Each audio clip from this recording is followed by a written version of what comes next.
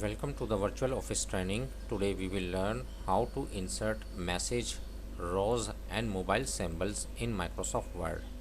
If you want to insert the message symbol, you have to type 2709 2709 and press Alt X. It will insert the message symbol.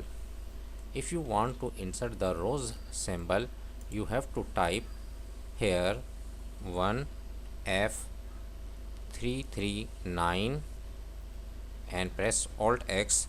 It will insert the rows symbol.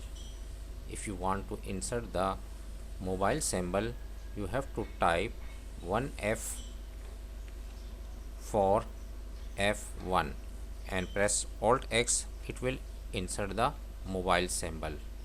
That's way you can insert message, rows and mobile symbol in Microsoft Word. Hope this tip will be very helpful for you. Thanks for watching.